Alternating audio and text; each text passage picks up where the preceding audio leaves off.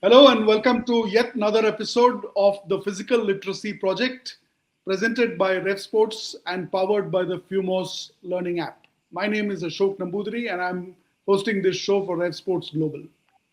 Joining me on the show, as usual, Rajesh Menon, leading finance executive, having worked across government and industry, and leading Nextport's venture into the Fumos app, which is the physical learning app.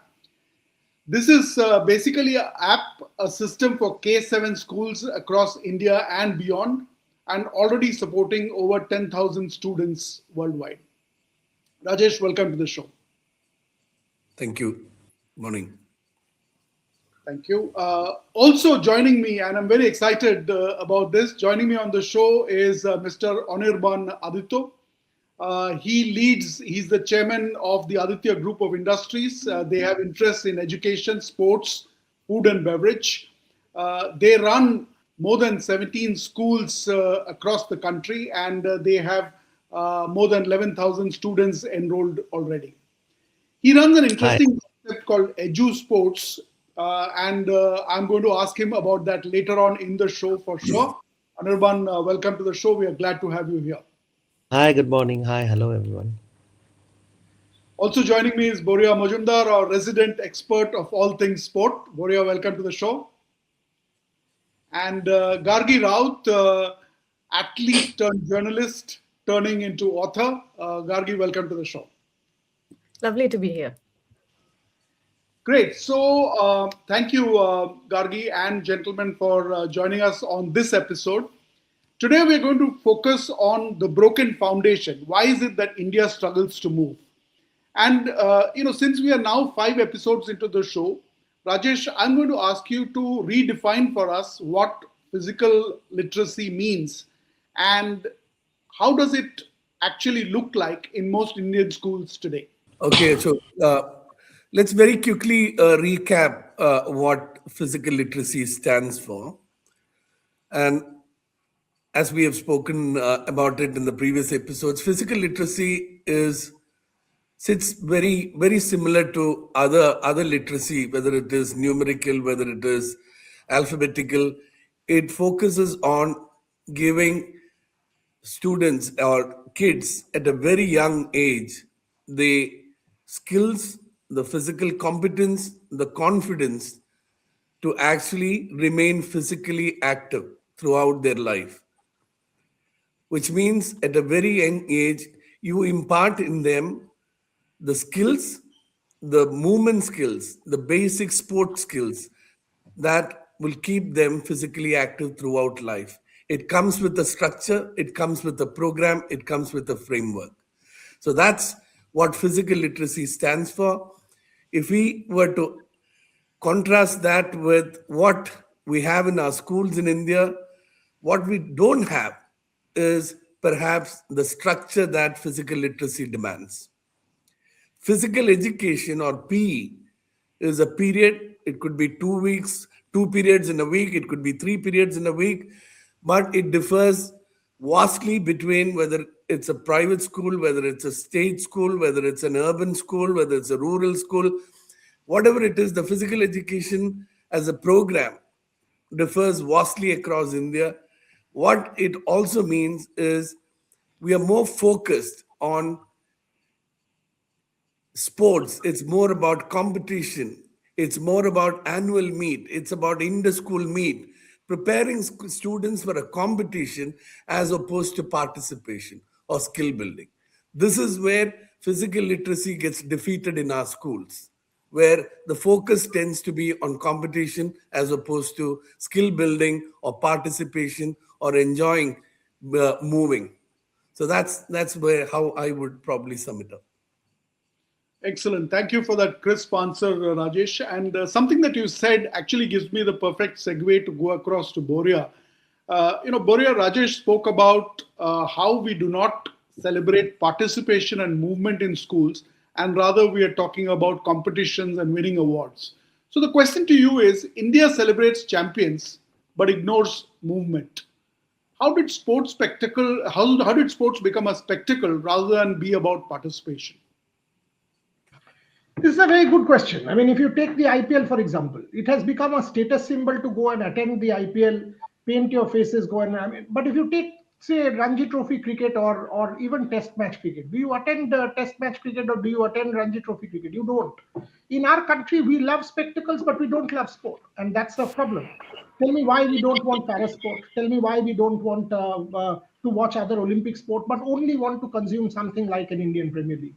That kind of answers this, and this has not been a new thing for Indians. This has been an age-old problem that you kind of make it into a social symbol. You know why distance running has taken off? Because these days distance running is equivalent to social media. You finish that race and you put that medal out and say, oh, you know what, I was running the marathon, I was running the 5 kilometer, 10 kilometer, 21 kilometer. It's not participatory sport, and I'm okay with it, that okay, you use social media to kind of make it into a spectacle and celebrate it as long as there is physical activity.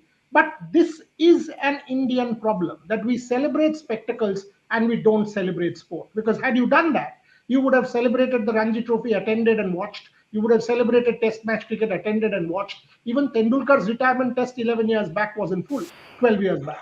So you have to understand that every IPL match is, but not one Test match is full on Indian soil, unlike in the UK or in Australia. So that's something that we need to address. And I guess with more and more work on physical literacy and physical education, I think that can be addressed. Perfect.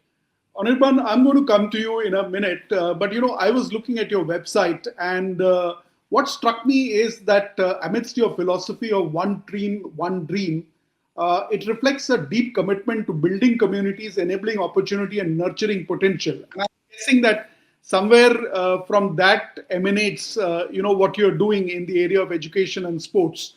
So two questions. One, before we started the show, you were talking about the concept of edu sports. So I'm going to ask you to tell us a little bit more about that. And then we can go on to the other questions. Anirban? Hi. Yeah, hi.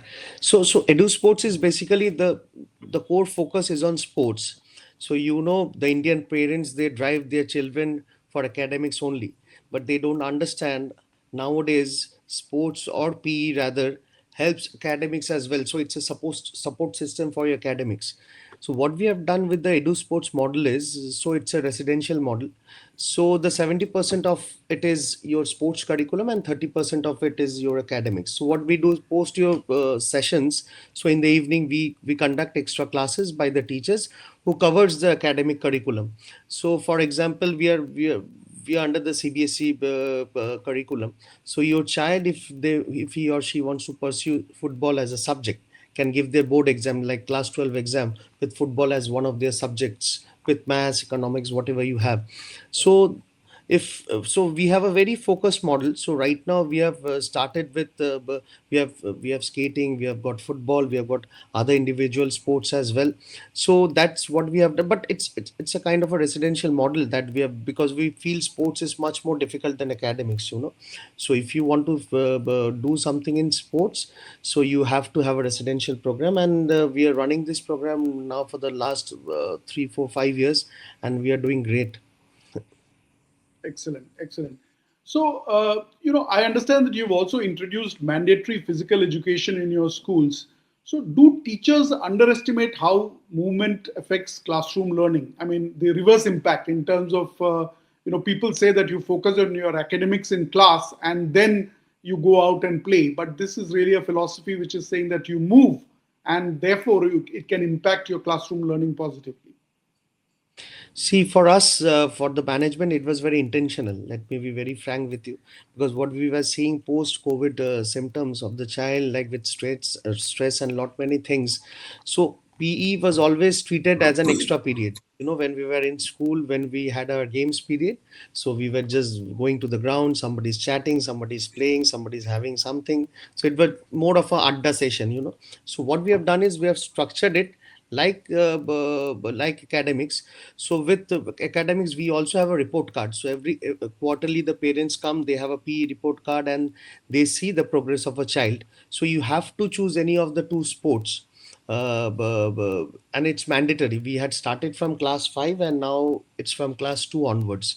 So and what we see, the biggest change I see is amongst the parents, so parents were the first stakeholders who just said that they are losing academics and all, and now they have started coming and telling us, can we do some, what should we do at home?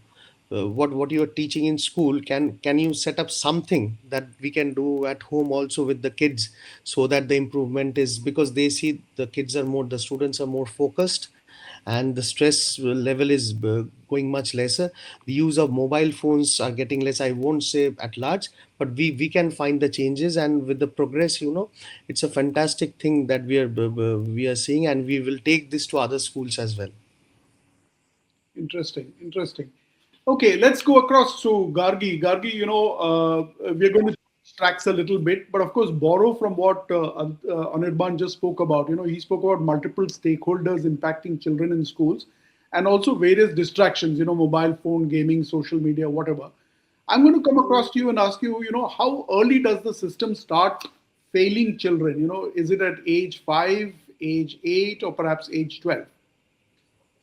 That's a very good question, but I don't think there's a one size fits all answer to this. I don't think the system fails children at a single age. I think it is cumulative. It is something that is built up over time, and mostly it is about when curiosity is replaced by comparison. You know, movement is something that is inherently natural to children. Children don't stop loving movement at any age. It's when you bring in results, it's when you bring in so much focus on results, on achievements. I think that's when children start comparing themselves to everyone around them. Plus, there are some children who will be judged, who will be labeled. There will be some children who will be labeled as sporty, some will be labeled as not. I think that's when that self consciousness sets in early in children. That's really when the system starts failing, because you try to treat movement as something that needs to be achieved, not something that needs to be natural. And when you mention those ages, 5, 8, 12, at 5 you will see kids outside. Now it's a different thing with video games and phones, etc. But at 5, children are moving outside instinctively. It's not something that you have to teach them. By age 8, I think some sort of self consciousness sets in, and they sort of retract back into themselves. By age 12, those labels that you've put on them, the pressure of results, selections, trials, outcomes, all of these things start to begin identity, start to identify, start to define identity, and start to define how these kids are actually involving themselves in sports. So the failure, I don't think it's sudden. It's very cumulative. It's not that children stop loving movement all of a sudden. It is that slowly, movement, this system starts teaching that movement is something that you will be judged off of, that you will be ranked off of, and that it's something you need to earn, when that's not the case at all. True, true. Rajesh, Gargi mentioned, children when they are playing, there are so many things that are going on in their minds, right? I mean, comparison with other students, what are their preferences? We've all been through school and we've been through this physical education period. I'm not sure whether, we focused on some of these things. My question is, when it comes to the teachers, the physical education teachers, are they trained to build this physical literacy or just to manage time and discipline?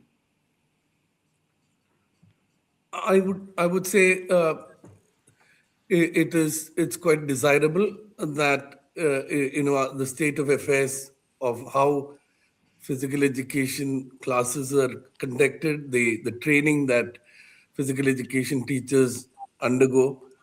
And I've always seen, and we, from our experience, and Anirban could vouch for it, in schools, what happens really is the physical education is down to the physical education teacher. So you might, and it's also a very underpaid job. Let's put it this way. It's a very underpaid job that doesn't motivate a teacher to go the extra mile. Compared to a teacher who teaches a mainstream subject, physical education is the very underpaid job in India. It also is, and what you get out of it is what you pay, what you get out of it. So I would say Teachers are not given a proper framework to work with. Schools don't support their job. Their jobs invariably is not appreciated. So I think it's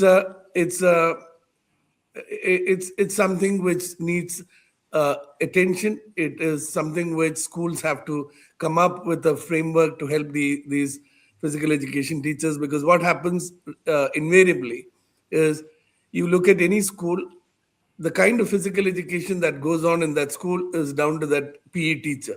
The day the PE teacher leaves and another PE teacher comes in, is a totally different approach to PE education. So the students also are nothing but, they just are takers. They just take what the PE teachers offer. So, and there's no consistency in what the education means. And as I said, it's still labeled as a free period. It's still labeled as a backfill to mainstream subjects. And I think till physical education through physical literacy is empowered in schools, we're going to find this, an hour or two wasted in schools with no real outcomes. Anirban, I'm very curious to hear your response to what Rajesh just said. Right from the beginning, Rajesh has been talking about how the physical education period is a free period and a backfill for other more important subjects. What's been your experience and how do you approach this from a philosophical perspective? So see, it was always there when we never started this. So once we started this, the whole ball game has changed. And what I said, that you can always control your teachers, a student till they are with you in school, but it's very difficult to convince the parents. They always think that you take out their academic hours and you are putting it into PE. So once we got the response from the parents, and so in the coming session, I'll tell you something very interesting. So now we are also starting something for the parents on the weekends. So the parents will also come. They'll also have some sort of a fitness or some PE program, which we have designed for the parents. So it's a holistic approach. Once you start involving everyone, and before, let me tell you one more thing. Before we started it with the students, we made groups of teachers, and first even the maths and the tough teachers. So they also went through the process of what we are trying to teach the students, because see, when a class teacher has to talk about the report card of a student, he also needs to know about the PE classes, what's going on. So he cannot just leave it to the PE teacher. So it's a holistic approach where everyone knows what the curriculum is all about. And as I told you before, it's not an extra period anymore. And once the parents felt that the focus, the improvement, the patience level of the kids are changing, and so their excitement were haywire, and now the parents can see that their excitement, what they want to do, it's very constructive, and the focus level has increased a lot. And the results, let me just tell you, like our one of our archery players, she's the first girl, and also she's representing Bengal. So like academics and PE, if combined together, the academic level of course increases, and the emotional intelligence, the IQ level together, if we think it as a 360-degree approach, you become a better student than only a good academic student. So that's the difference we have seen, and we are doing wonders, I must say. Excellent, excellent. And we must talk about that more. But Boria, at this point of time, I'm going to come to you. Anirban made an interesting comment there. He said how the class teacher is responsible for covering the PE progress of the student as well in the curriculum and not leaving it to the physical education teacher. I'm going to take this point and make it a little larger and ask you, when it comes to India, have we tried to shortcut the process? I mean, do successful sporting nations invest bottom up? And has India perhaps invested at the top and not so much at the bottom? Is that an issue? Yes, from the time that nation planning started around 47 and post 47, you will see the emphasis on physical literacy considerably going down, and this whole mathematical literacy and alphabetical literacy taking primacy. So yes, in terms of planning, you're right. We have invested less, but I'm delighted at what Anirban said, that the class teacher is now into the fold. So it becomes a holistic system, a synergistic system. I think that's where the FUMOS app makes so much difference, because you have an objective tool which is quantifiable, which at the same time, will enable education of a very different sort. So maybe at some point in time, a meeting between Anirban and Rajesh is a likely possibility, or should be done, because I think there is enormous amount of synergy between a school which invests in physical activity and an app which wants to do this between the ages of classes 1 to 7. Coming to your answer, the short answer is yes. The long answer is it's changing, and you can see that change happen. Look at the new education policy.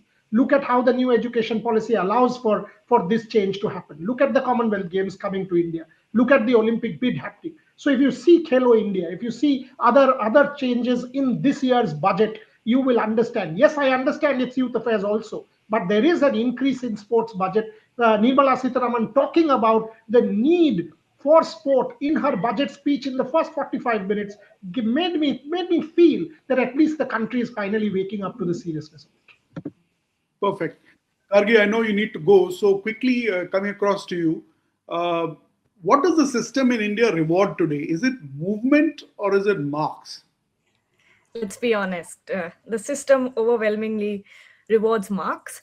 Movement is, we all know that it is often treated as a break from real learning rather than a form of learning in itself.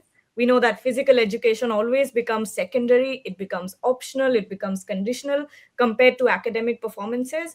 And we all know that for years, our system has sent this message to children that academics is something that is way more valued than movement, than sport. Only now, with the kind of Olympic evolution that we're seeing in India, with the kind of success stories that you're watching on TV when it comes to cricket, a Yashasvi Jaiswal, a Rinku Singh, now that parents are realizing that sport is a viable career where you won't have to worry about how much money you're making.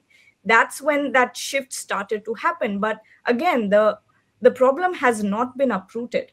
A physical literacy approach is why it is needed. This is why we need a physical literacy, sort of system where it challenges this hierarchy. It has to there. We need something that recognizes that movement supports cognitive development as well when it comes to children. Emotional regulation, you learn so much through sport. You learn about failure, learn about getting back up when life puts you down. There's so much to sport than just winning and losing. And when we reward the kind of movement that we are talking about, we are not taking away from education. We are actually giving children a backbone to go through life and understand it well. Now, if children grow up believing that their bodies are tools for learning rather than obstacles to success, it doesn't get any better than that. And we just create better athletes, we create better human beings, and we create a healthier environment for children. Lovely. Rajesh, I'm going to come across to you and ask you, again, basis what Gargi just said, I'm loving this subject of physical literacy. There are so many aspects to talk about, and every time we have a conversation, the aspects just keep multiplying. But, from a practical point of view, Rajesh, you've been working with schools for some time now. What's the biggest misunderstanding when it comes to schools with regard to the subject of physical education? What's that big issue that they don't understand, perhaps? Now, I'll just go back to what Anirban said.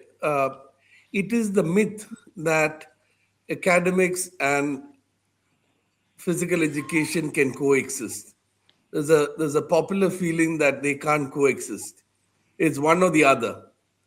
And I think to break that myth is probably the important thing, like what Anirban School is doing now, to say you can very well, intertwine both academics and physical education in a mainstream education, still produce students who come out with flying colors in academics, as well as produce an archery champion.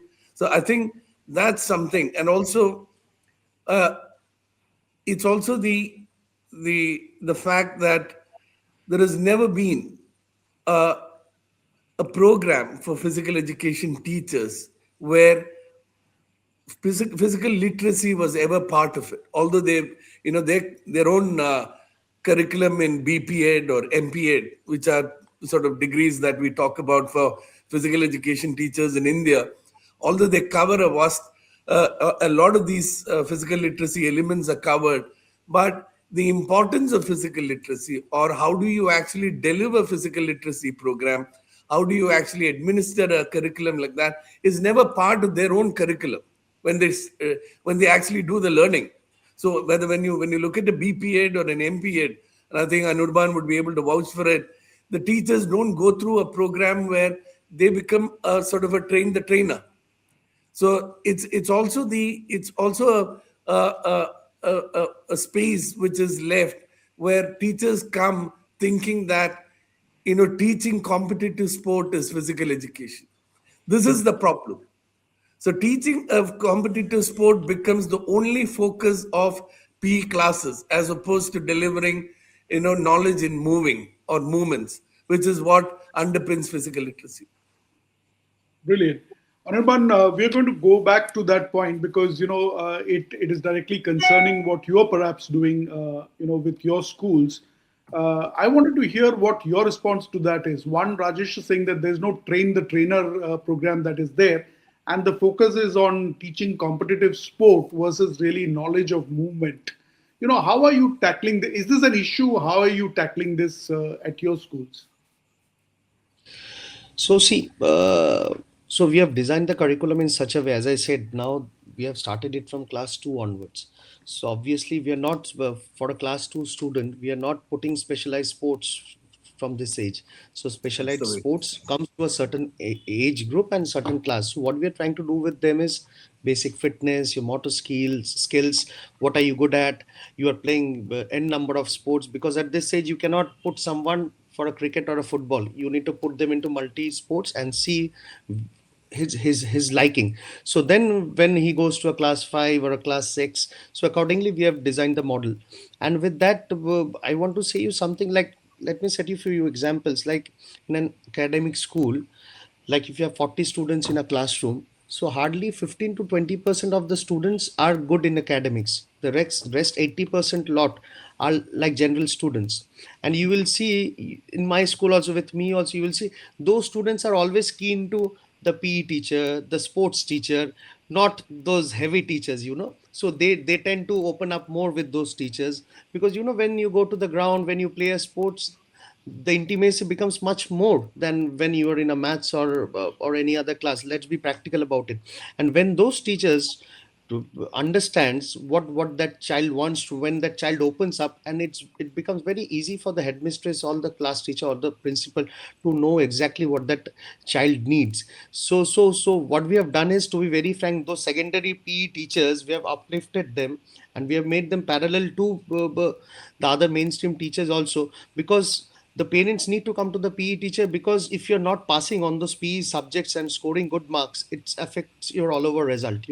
So we have made it in such a way, as Gargi was also saying, it's marks. So we have made that marks in such a way, you have to also score in your PE subjects, otherwise you cannot go to the next class. You will have a teacher's call or whatever we had. So we have put that into the system, and now it has been given equally importance. And as I said, like if things don't work practically or physically, then it's of no use. As I said, it's working so well, and now the parents are coming and wanting for weekend classes. They want to have some homework at home. So then like results are showing up and they can feel, because nowadays with mobile phone you keep on scrolling with so much of information in a minute, you don't have a focus.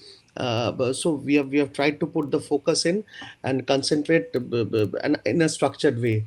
That is what we have done. Amazing. Okay, last last few seconds on the show. I'm going to go back to that subject, why India struggles to move.